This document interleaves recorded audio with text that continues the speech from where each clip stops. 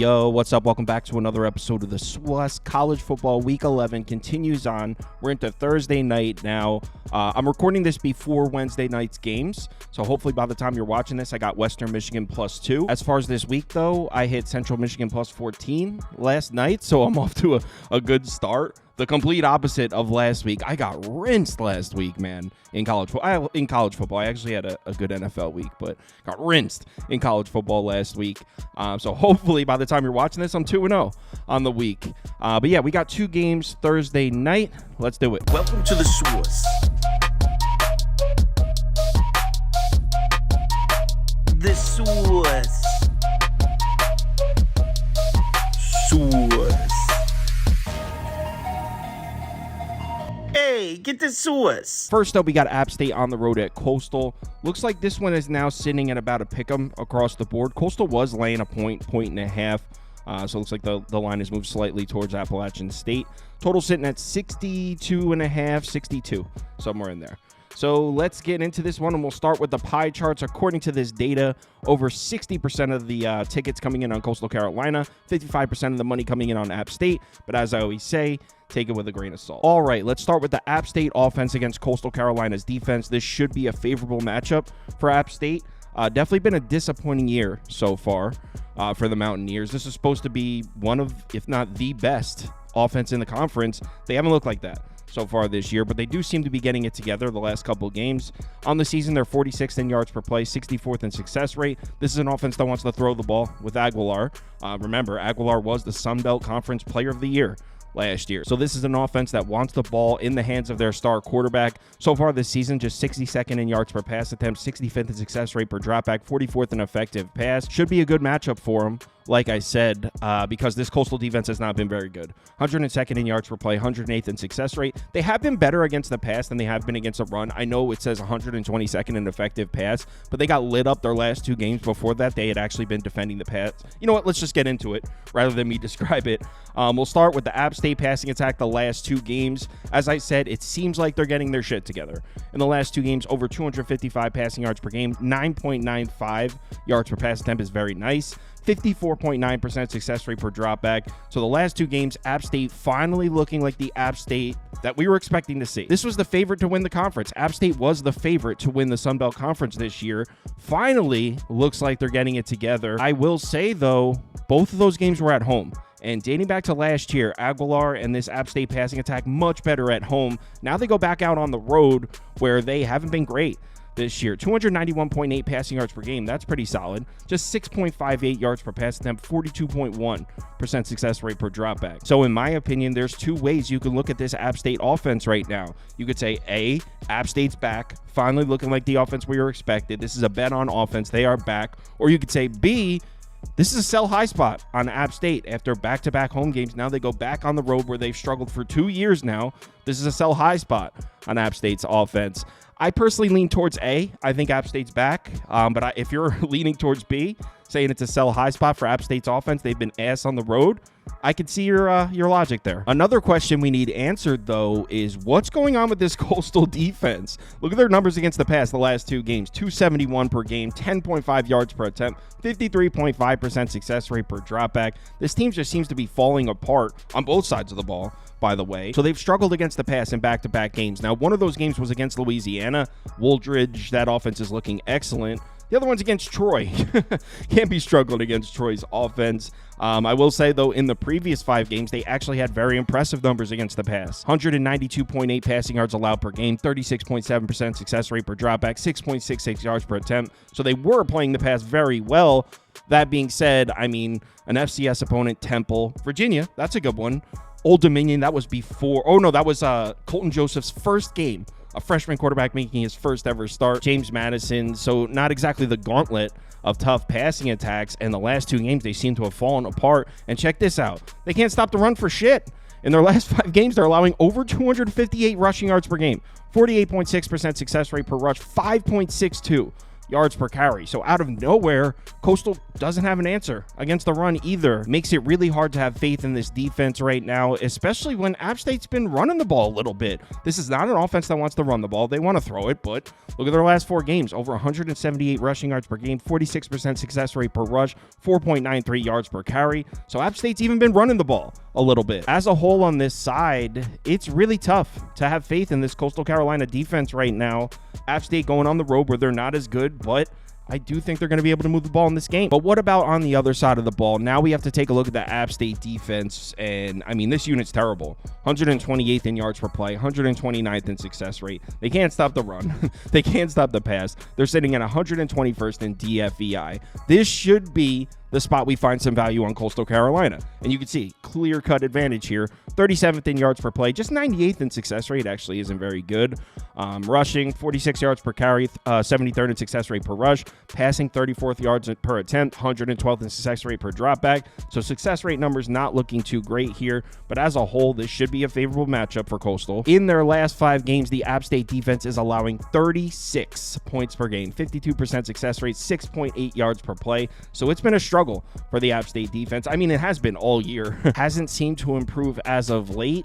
That being said, I mean, this Coastal Carolina team has fallen off a cliff, not just on the defensive side of the ball. I don't know what's going on with this offense either. In their last 3 games, they're averaging 18.3 points per game, 36.7% success rate, 5.11 yards per play. Ethan Vasco got benched in there for a game and a half. He literally got benched. He wasn't hurt. He got benched. It looks like he got his starting job back, but I don't know how much faith I have in the Coastal Carolina offense right now. Honestly, same goes for the defense. This entire team seems to be in some sort of skid. In their last 3 games, they're 0-3 straight up, 0-3 against the number. Maybe against a bad App State defense, you can look at this as a get-right spot. But truthfully, in my opinion, this game looks like a matchup between 2 teams that are trending in completely opposite directions. App State seems to be trending upwards, starting to look like the App State team we expected. Coastal Carolina is struggling right now. So at a pick'em, I'll go with the hot team. Give me App State money line next game. Heading over to the AAC next, we got FAU. Oh my God, we got to talk about FAU football. Man, I had a terrible week last week. The FAU loss pissed me off more than any of the other losses, I think. I was so pissed. Oh, my God. They were winning in the fourth. Oh, no, I'm sorry. I think they were winning in the third quarter. They were up a touchdown. They ended up losing by like 20. So frustrating. So, yeah, we got to talk about FAU. They're on the road at East Carolina here. Should be a tough matchup. ECU laying 7.5 points. Total sitting at 57.5. Let's take a look at the pie charts. And according to the data, over 65% of the tickets coming in on East Carolina, but over 55% of the money coming in on FAU. As I always say, take this data with a grain of salt. So let's get into this matchup, and we'll start with the FAU offense against the East Carolina defense, and this should be really tough. First of all, FAU's offense has been really bad, and it seems to be getting worse somehow. But on the season, they're 104th in yards per play, 105th in success rate. Not much of a rushing attack. 77th in yards per carry, 105th in success rate per rush, 95th in yards per pass attempt, 103rd in success rate per dropback.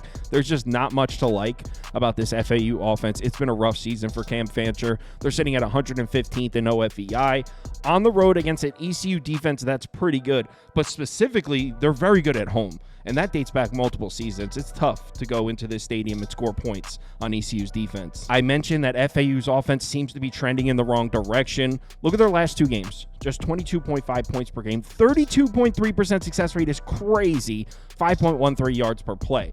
That was against UTSA and USF. UTSA and South Florida. Are you kidding? Those aren't even good defenses. So yeah, FAU offensively just going through it right now. Not to mention they've been terrible on the road all year. In their 3 road games, they're averaging 16 points per game. 26.8% success rate as an offense is truly pitiful. 4.17 yards per play. So not only have they been bad recently, but they've been pretty terrible on the road all year. And like I said, they're not just on the road anywhere. They're at ECU, and this defense is tough, especially at home. Dates back multiple years. I remember the Devin Leary NC State team went on the road to ECU, and ECU almost won the game outright. They were catching like 12.5 points. Final score was like 20-19. This team plays very tough defense at home. On the year, they're allowing just 19.5 points per game at home, 28% success rate, 4.53 yards per play. So another season where ECU's playing excellent defense at home. That's not new. I mentioned before that it's been a rough season for Cam Fancher, and honestly, he was put in a tough situation. He transferred in from Marshall this year, but the rest of the offense was just gutted. They lost most of their starters. The offensive line was in terrible shape. So he transferred in to play quarterback here, wasn't given a ton to work with. You could see his numbers on the season reflect that, not having a great year. Cam Fancher doesn't have any run support either. In the last 3 games, 149 rushing yards per game, 35.9% success rate per rush, 3.92 yards per carry. That's against North Texas, UTSA, and South Florida. Those are 3 bad defenses. They can't even run the ball. How are they going to run the ball on the road at East Carolina? Look at their defensive line metrics. 7th in defensive line yards, 4th in stuff rate. I don't know. I can't find a path to Florida Atlantic scoring points in this game. Should be a nightmare spot for Cam Fancher. He'll probably throw a couple picks. So you might be thinking, all right, well, let's go lay the 7.5 with ECU then. Well, hold on, because when we flip it over and look at the other side, I mean, ECU offensively has not been that good this year. 67th in yards per play, 100th in success rate, not much of a run game at all. 80th in yards per carry, 115th in success rate per rush. The passing attack has been okay, and specifically since they made the quarterback change, it's been better. So if you're betting ECU, that's what you're looking at. This offense seems to have found a spark with the quarterback change. We'll talk about it in a second. But on the season, they're 62nd in yards per pass attempt, 61st in success rate per dropback, 83rd in effective pass. That being said, FAU defensively, solid numbers against the pass. 57th in yards per attempt, 35th in success rate per dropback, which actually might be a tough matchup for East Carolina. This is an offense that wants to throw the ball. They're 38th in pass frequency so far this year. Like I mentioned, they made the quarterback change. Caton Hauser takes over, and I mean, the offense looks better. He needs to stop throwing interceptions. I mean, he's definitely thrown a bunch. I think he's thrown 4 in the last 2 games. He started 2 games. He's thrown 4, I think. So, yeah, turnovers could be a problem. He's also throwing a lot of touchdowns. So the offense is moving. Turnovers are a problem for this kid as well. You could see right here on this graphic, he's got an F turnover-worthy play rate. So turnovers have been a problem, and he needs to work on protecting the ball. That being said, like I mentioned, no question we've seen a huge spark. In the first 6 games with Garcia starting at quarterback, ECU was averaging 26.5 points per game, 40.4% success rate, 5.48 yards per play. Look at the last 2 games with Hauser starting. 42 points per game, over 7 yards per play. Success rate looks about the same, but in terms of explosive plays, this offense has looked night and day difference. So that's what you're looking at. If you're betting ECU, you like this offense better with Hauser, even though kid needs to stop throwing interceptions, man. Here's where the handicap gets a little challenging. FAU has played solid defense against the pass. In their last 3 games, 294 passing yards allowed per game, success rate per dropback under 40%, just 7.17 yards per pass attempt. That's against North Texas with Chandler Rogers. They can throw the ball. UTSA, Owen McCowan can throw the ball. South Florida, I believe they had the backup quarterback in, but he can throw the ball a little bit as well. So they're playing solid defense against the pass against offenses that have quarterbacks. So that's definitely not a great look for ECU, an offense that wants to throw the ball. The weakness of this FAU defense has been stopping the run. 5.42 yards per carry, 44% success rate, 204 rushing yards per game. So FAU's been struggling to stop the run. ECU, not much of a rushing attack this year. That being said, I mean, the last 3 games, they have been running the ball. 5.75 yards per carry, over 155 rushing yards per game against Charlotte, Temple, and Army. Not sure what to really take away from that, because in their first 5 games, they couldn't run the ball at all. Under 3.3 yards per carry, 36.5% success rate per rush. So I don't know if I trust ECU's run game. I mean, they have been running it a little in the last few. Personally, the way I'm seeing this game, there's no way. I'm betting FAU. I'm not in a hurry to lay 7.5 with ECU. Not sure how much I love the matchup for their offense, but in terms of the ECU defense, they should have Cam Fancher imprisoned here. So I like ECU. You can put ECU minus 7.5 up as my pick for this game. Little worried about Caton Hauser throwing picks. Little worried about ECU not being able to run the ball. But I love the matchup for ECU's defense. Cam Fancher is going to be in this situation here. So East Carolina minus 7.5. I haven't bet this one as of yet. I'll let you know on the live show, or I'll post it on the website if I end up placing the bet. But yeah, ECU minus 7.5 for me. Live show, 4 p.m. Eastern time. We'll go through these 2 games. We'll go through the NBA games. We'll go through college basketball, all that. If you're able to make it, we'd love to see you in the comments. If you want to go and see all the bets that I personally have open, head over to KyleKirms.com, click on open bets. You'll see mine as well as everyone else on the staff here. Let's have ourselves a great Thursday night. Please remember to bet responsibly. Talk to you in the Discord.